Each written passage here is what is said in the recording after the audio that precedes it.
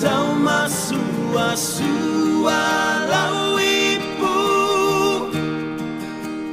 faafetai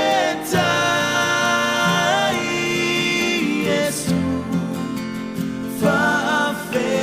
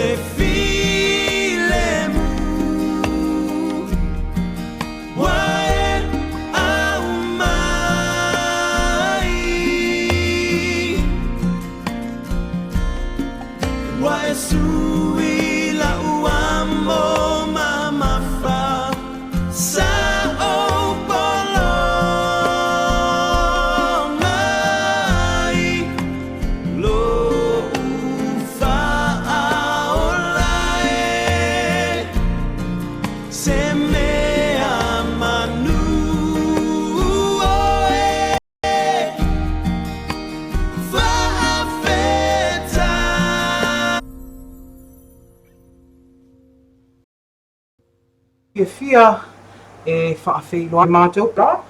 Nei aso atoa, ne ua o mai lava i ni teina I lo o topa fia wainga uma. Ni TAUAFIAFI. Ia aoro whaatalia e tātou tala le tau. Te le o mai loa po le ale me le tupu tātou I tu lau nu whai ngoi. Le tala ni o tau, ia whaamawina le afa le rima le afiafi nei. O mao le ea o lo mui nisi o tai, ia timu. Ia, e whaafitai e lea tua ona o lea ua. Wa ia le whaalea o ngā ina tu lava o rapta inga o asaviri malolosi pe o nā awhia I Samoa. A lea e toe ai na o whautuanga o timunga mafa. Ia, e le lava ia e lātou o au mau I nofoanga maula lalu. Ia o na tāpena I teimi. Ia e o mai e fu I lo longa mwainga whapena. I le lava o na tāpena pena mamau I ai. Hau tātou pukalame lava ia e pea no masani ai e whailoa atu ia o ai lava lo a inga na soifua mai na solusu I vane ai Ianuari so ina marisu wafa ia mala tunu o lo au maua Alien living. We are surround Pacific Ocean. O tai lava ia lo fale atua pa maria atu ia ti oi sa kampo. O pole fua. O fela na peke laka ke o koe vapi. Le au nanga ale National Bank of Samoa o le Easy Send. La follow seleni mai New Zealand e whaonga ai nei le Easy Send ma le Aotearoa Credit Union. E mawele tolos fulu minute. E oi, tolos fulu minute o na mawhai o na tala i nei le au seleni I source ATM ale National Bank e whaonga ai nei lau NBS ATM card. National Bank of Samoa. We are Samoa. Lisan pafkakele lama. Ia pai lo ai ka oi ka fu ko mo le nga fa. Ele se ve la ka oi for kupe. Oi ai. Fa nga ka o Easy Bank. Fa nga nei lo Easy Bank e fe avia ia yo se leni mai lau tau nga tupe le National Bank anga ele digital mobile money. Matalai nai si pasin tala tupe po se la tani. Ale digital iso o se taimi National Bank of Samoa. We are Samoa. O se fautuanga mai le fala tonga malo si fa. Sisi. Tutongi vape lau pili moli. Ai le ia to le tolu sfulwaso. Taluna e taluna.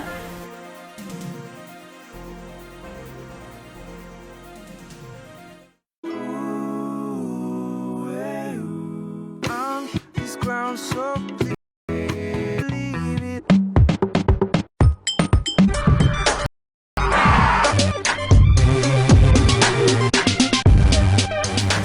Pili moli o lo over fight.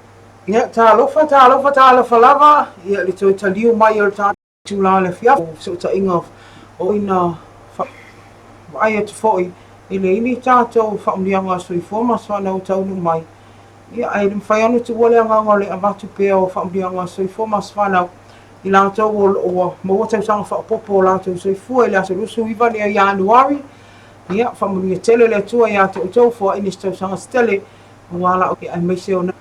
Ia manai pepe o lo fa mala tuine le so ia o to wasai fua fa mania le tua ia o to wola tupuai fa tai tele ai tatu company ale freight plus mania tele le tua ia o to wasai fua ia tai loa ia o te mine ia alu mai loa so puponga le o tatu Talamoa pe o masa ni ai o no le anga le mai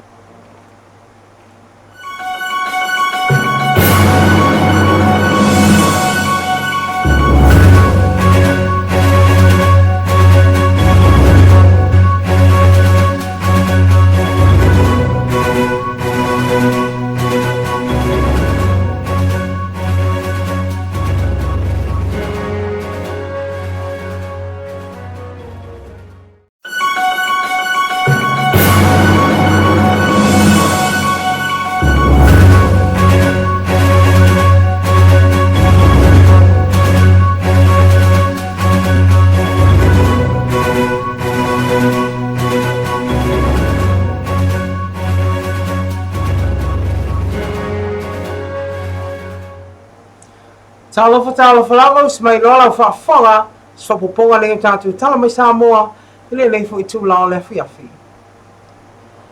Sa mo te tatu tala le o uni nei i se fola tanga le tu tala mai afionga le pule al fa tonga mari si anga tau i tiste Samoa. Sa no man dino e fa to ese le atinu.